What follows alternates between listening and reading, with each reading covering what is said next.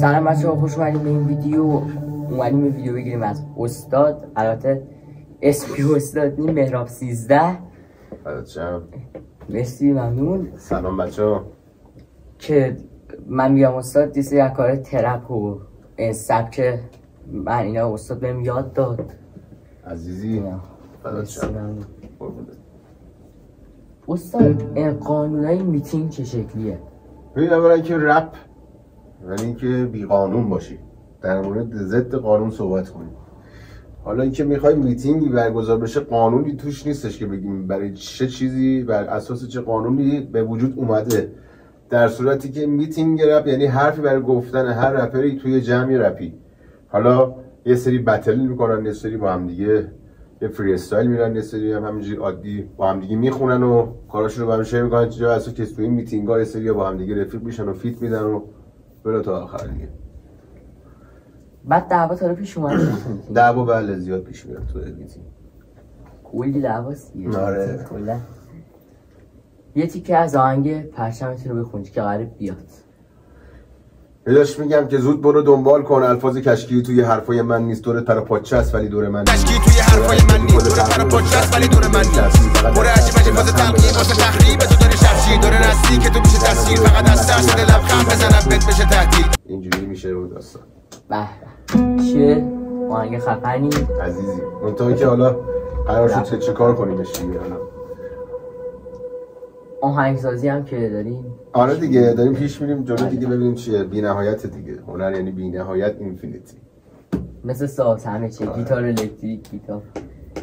راجع به زندگی هیپ هاپی استاد میگم. راجع به زندگی هیپ هاپی به نظر من اگر میخوای واقعا کاری بنویسی که عمیق باشه، عمق داشته باشه، باید رنج کشیده باشی. و اگر رنج کشیده باشی میتونی کار قوی بنویسی. و به نظر من خب حالا هیپ هاپ و رپ و اینا همه شاخه‌های مختلفی داره که حالا یه سری عشق و حالی می‌نویسن، یه سری راجع به اجتماع و درد و رنج و این چیزا. بلا تا آخر و اینم بگم که هر کسی یه جوری می‌نویسه، به همه ریز و درشت دارن زحمت می‌کشن واسه رپ فارسی. حالا چه اونی که کارش قویه، چه اون که ضعیفه، دارن زحمت می‌کشن بابت این کار. بله استاد دوست رپ زیر زمینی نسل یک دارید؟ بله بله. اسمشو میتونید بیارید یا خیلی؟ رضا پیشرو که خودش یکی از دوستای قدیمیه. بله. بعد حالا که خیلی یای دیگه هم هستن. حالا تایم اولین موزیک آلبومتون اصلا یا قرار آلبوم بدیم بیرون در آینده؟ اسم آلبوم فهمه و قرار بیاد، ولی حالا تایمش معلوم نیست دقیقاً کی، ولی خب همش هم اوکی شده، آماده است، فقط میکس و مستراش مونده. اونم تایم به خصوصی که من خودم تشخیص بدم کی باشه میخوام پخشش کنم. بله. چون الان نیاز نیست پخش. رپ اجتماعی دارید؟ رپ اجتماعی داریم، هر نوع عنوانی از رپ و بگی داریم، محدودیتی وجود نداره برای نوشتن. یوتیوبو که میزنید رو سانکلود، یوتیوب، اسپاتیفای؟ والا اینا رو همه رو برقراریشو برای زمانی انجام میدم که میخوام آلبوم بدم بیرون و کار رسمی رو به زودی بیدیم بیرون دیگه، اونم باش انجام میشه. اینستا و تلگرامتون هم که هست؟ اینستامون هست، تلگرام که هست. فعلا چیزایی که سطحی ان اینا میذاریم روی یوتیوب، 2 تا کانال ایشون. بعد دیگه آهنگای قبلیتون یا شما خیلی خوب آهنگ داده بودید بیرون، قدیم کار میکردین که یهو رفتید، هم میخوام بدونم چی شد، هم میخوام بدونم که اون آهنگا پاک شده؟ نه هستن اون آهنگای باتیکان هست، استارت دارکنس هست، بک تو بک هست، نبض رپ هست.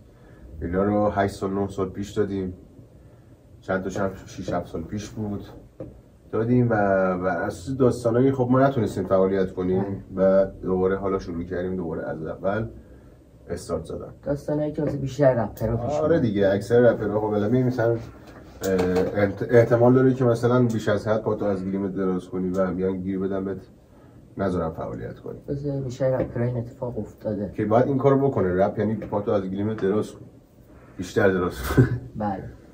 شما تا حالا سازرانی بهتون پیام داده؟ آره، ولی خب چه لزومی داره اینو جواب بدی؟ بله همه میدونن دیگه.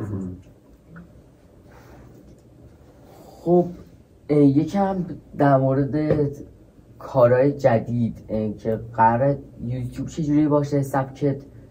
ببین من در موقع میخوام اون کاری که انجام بدم، سیستم رپی که داریم مینویسیم ما، نمیگم من چون منیت نیستش قضیه، الان دوستانی که میخوان این حرفا رو بشنون متوجه میشن من منظورم چیه، ولی فلو و رایمی که استفاده میکنیم برای کارهایی که داریم انجام میدیم غربی، اصلا فارسی نیست در اصل، که میدونید که خب به دو زبونم دارم رپ میکنم الان، ولی خب فلوهای حتی رپ فارسی هم غربیه و بازم تقلیدی از کسی نیست. رپ انگلیسی یا همون خارجی مثل قدیم دارید تو الان؟ دارم، بله هست و اوکی میشه بزودی. بله کامیلسون. آره دیگه قرار با یک اکیپ کار کنید، گروهی، یعنی دیگه تک نیست. گروه که بالاخره یکی آهنگسازه، یکی میکس و مستر کاره، یکی فیلم برداره، یکی کارگردانه و این میگن گروه. بله تیم میشه. فیت که من با یکی از دوستام هستش اسمش میلاد رابط، اونم رفیق قدیمی رضا پیشروی اونم اتفاقا. بله. با اون چند تا کار دیگه دوباره استارت میخوام بزنم، چون از اولم با هم دیگه استارت زدیم و کار میکنیم. عالی. فیت با یه فیمس نسل یک معلوم نیست، مشخص نیست. شاید بشه، شاید نشه. تو مسیر مشخص میشه. استودیو قرار تغییر کنه یا تغییر؟ استودیو در حال ارتباط، همیشه در حال ارتباط. خودتون میدونید که هر چیزی که داره میاد فرداش یه چیز جدیدتر میاد و باید به روز باشی دیگه. همون کیس رو مثلا می‌بینیم، بعد بریم تجهیزات درونیش رو اضافه کنیم بهش، دوباره از اول دوباره سه چیزا اضافه میشه. استاد پول تو رپ فارس زیاد نیست. پیشرو هم خودش آقای رضا پیشرو خودش در مثلا درگیر همین مسئله الان وایرال شده که به خاطر پاسپورت و اینا احتمال داره دیپورتش کنن. اینا پول نیست کلا تو بیشتر پول نیست توی رپ، پول نیست الان در حال حاضر. نه در حال حاضر پولی نیست توی رپ. فقط اینکه خودت مثلا استودیو داشته باشی، از طریق استودیو بتونی پولی در بیاری، یا مثلا خیلی کارت بگیره و از تو اسپاتیفای و اینا بتونی یه چیزی رو بکشی بیرون که مثلا حالا اونم داستانای خودشو داره. و من همین چون ویدیو رپی میذارم در مورد رپ، ترپ، کلا سبکای رپ، ریاکت، اینا خودم هم مثلا میخونیم با هم، شما کار میکنید با هم و اینا، میخواستم کار کنم با چند تا سایت، اینا قبول نداشتن. بعضیاتون میدونید که اینجوریه، یعنی کلا ترپ اینجوریه و سایت ها هم مشکل دارن با ریاکت و اون ریاکت کارا میدونن که پول میگن نه دیگه، میگن با موزیک کلا با موزیک مشکل داریم، میگن موزیک غیر قانونیه.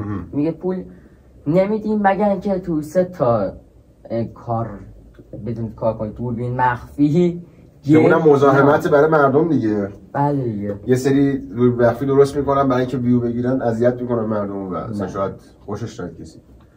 و در کل اینم بگم که تو داری کار درستی میکنی توی هیپ هاپ، به خاطر اینکه همه دوست دارن الان رپرشن. چه لزومی داره که رپرشن همه؟ خب بذارید ذره مخاطبم بمونه دیگه.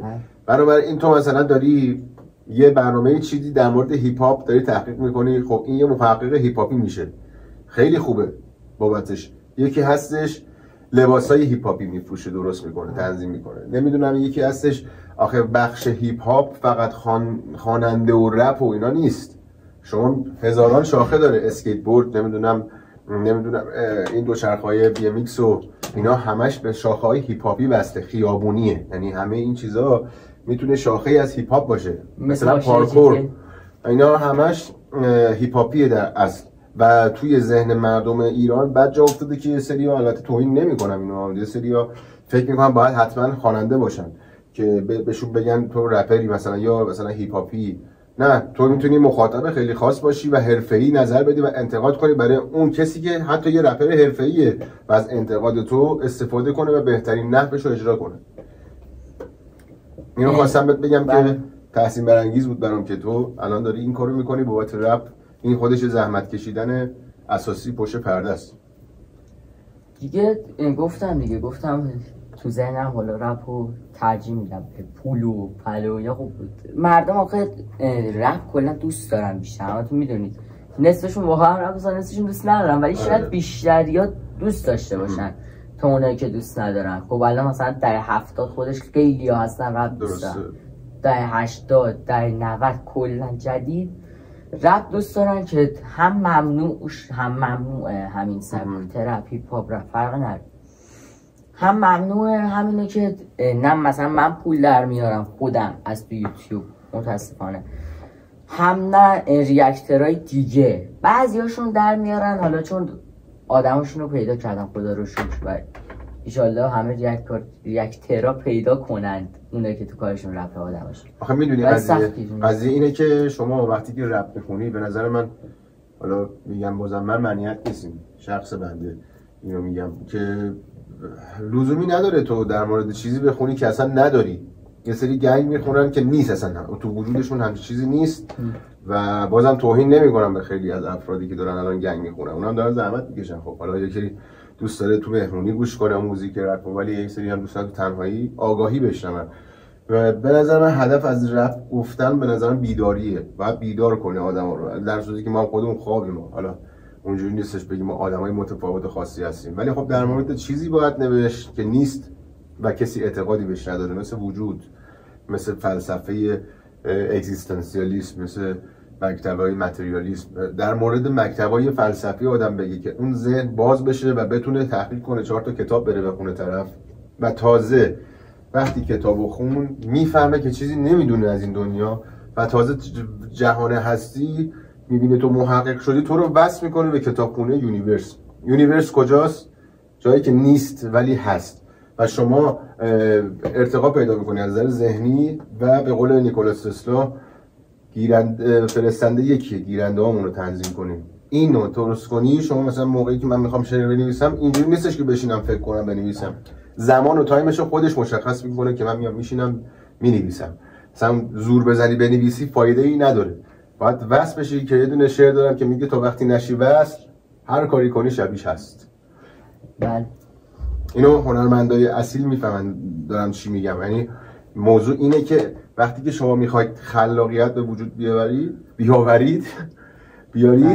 اینه که باید وصل بشید به اون خلاقیت خداگونگی که بتونی خلق کنی. واقعا خلق کردن هنر خیلی مهمه تا اینکه بخوای یه چیزی رو درست کنی. مثلا میبینی یه مجسمه ساز از ایده های ذهنی یه چیزی درست میکنه، مثلا هنر تجسمی به وجود میاد.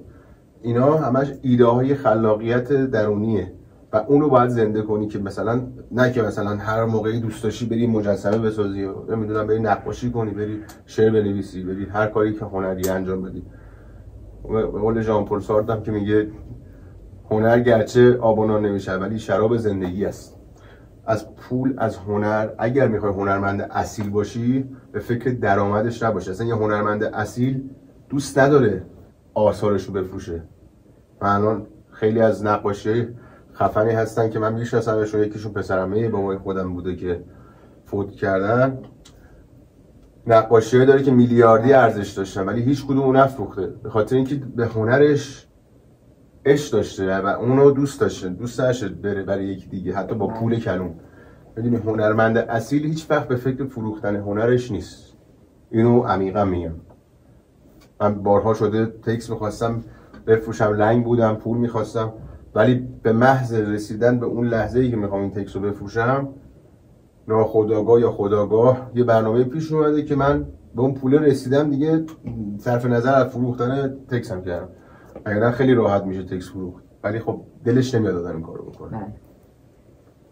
استاد آخرین سوال رو میپرسیم بعد دیگه ویدیو رو قطع میکنیم. آخرین سوالمونم اینه که تا حالا با رپری دیس یا همون دعوا داشتی؟ آره داشتم و اینکه براشون گرون تموم شده.